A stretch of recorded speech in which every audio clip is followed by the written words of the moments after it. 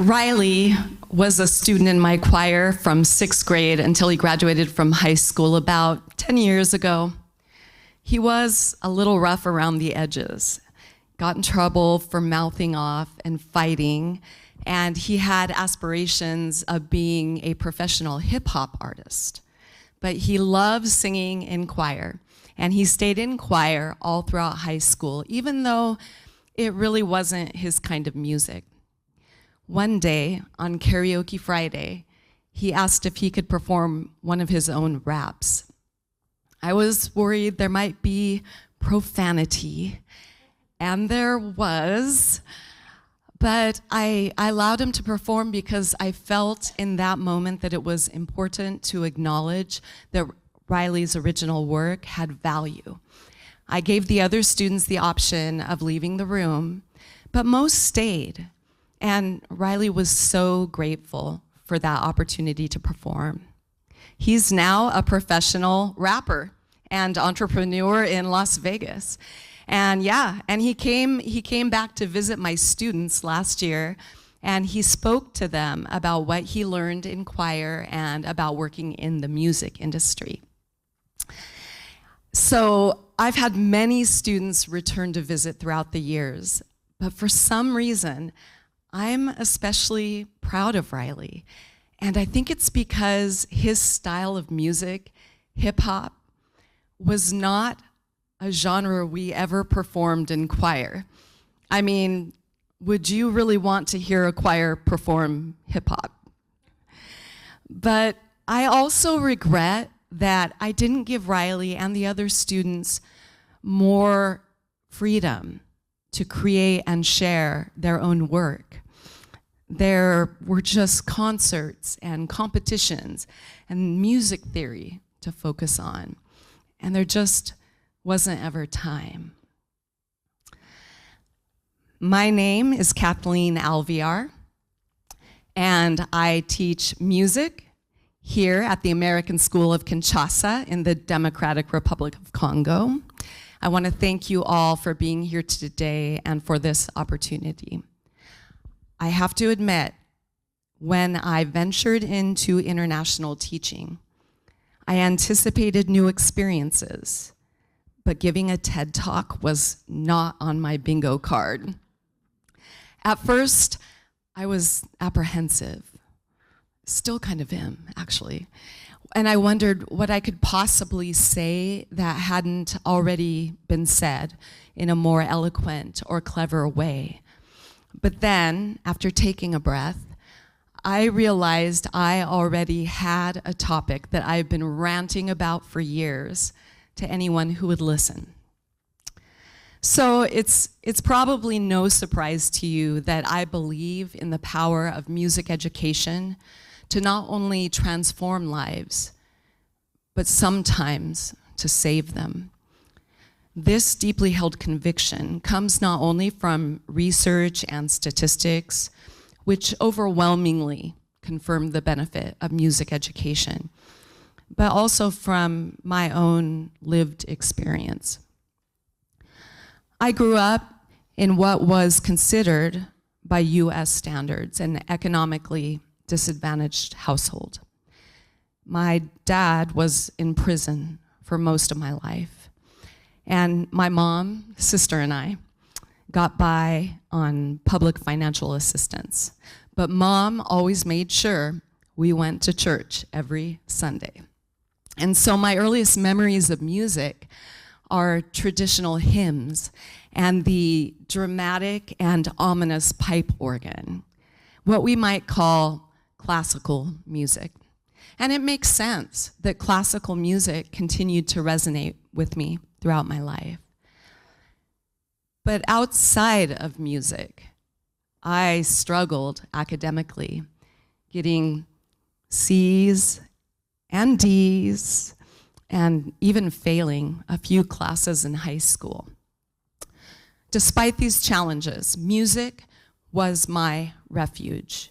And on stage, whether I was singing or playing the piano, I not only thrived, but was regarded as a leader. It's fair to say, in fact, that were it not for music education, I likely would have not attended college and certainly wouldn't have a career that I am grateful for every moment. Performing in front of audiences allowed me to approach interviews and speaking engagements like this one with confidence. Practicing for hours each day taught me self-discipline and the intrinsic reward that comes from hard work paying off. Being a section leader in choir taught me the importance of leading by example and the power of teamwork. And overall, the performing arts gave me a sense of belonging. But it's worth noting that music education has changed very little since I graduated barely in 1988, and that's problematic. I fear that if we do not adapt to a changing technological and cultural landscape, it may cease to be relevant in the lives of today's students, or possibly cease to exist altogether in any meaningful way. Music classrooms today look very similar to music classrooms from decades or even centuries ago. In 2019, researcher Robert Cudietta noted in the College Music Symposium that although music education prepares students to be part of a traditional band, orchestra, or choir, it often does little to align with how we interact with music in contemporary society. My students are often shocked when I tell them that I listen to rock and pop, and yes, even rap, way more than I listen to opera or symphonic music. Similarly, Professor Anitia Gonzalez-Ben noted in the Philosophy of Music Education Journal in 2022 that in most countries, music education remains heavily Eurocentric, even as the performing arts have become more diverse and cross-cultural. Now, that's not to say that young people don't enjoy classical music, but it represents a small fraction of the world's musical offerings, yet receives outsized emphasis in our music programs.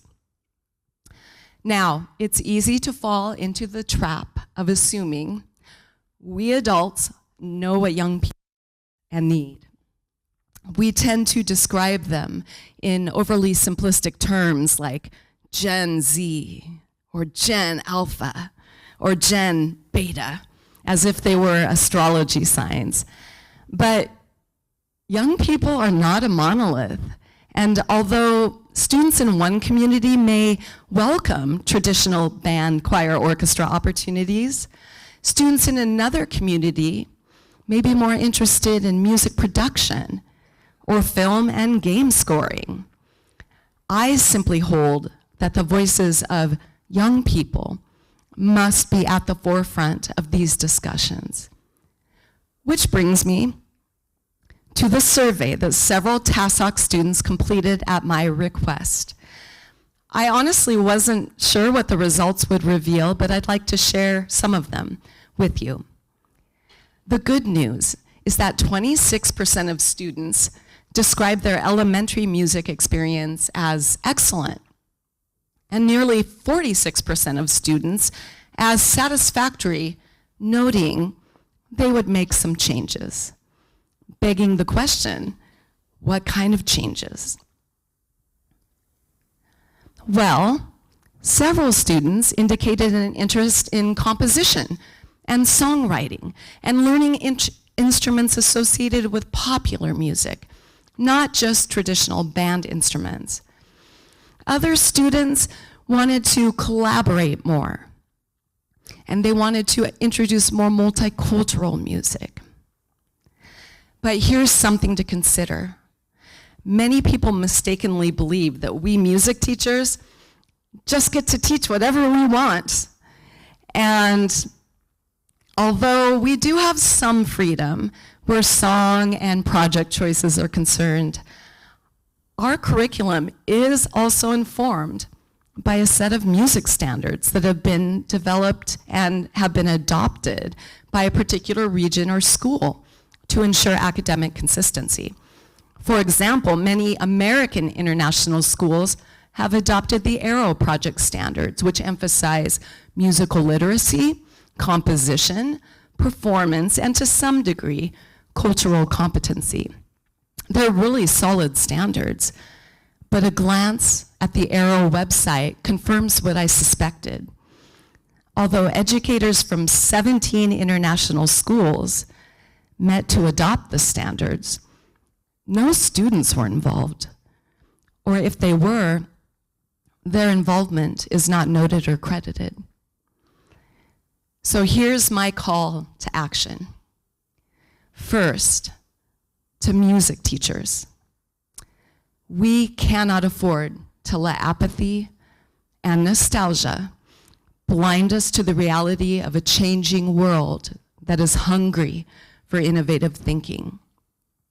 We need to be involved where the top-tier decisions are made and advocate for student voices to be included in those decisions. We need to set our own egos aside, as well as our insatiable need for approval from our peers. The fear of professional judgment is a powerful deterrent to innovative thinking. But most importantly, to the students, I encourage you to take an interest in the performing arts at your school, even if it's not your thing. And if it's not, ask yourself why. Is it because you genuinely don't like music? That's fair.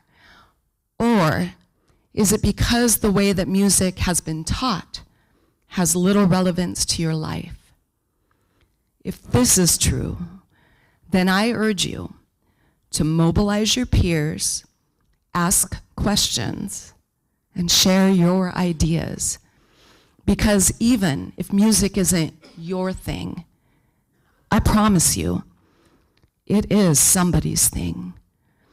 And that person needs somebody to advocate for the arts, so they are not denied the same opportunities that changed the trajectory of my life and allowed me to be here with you today.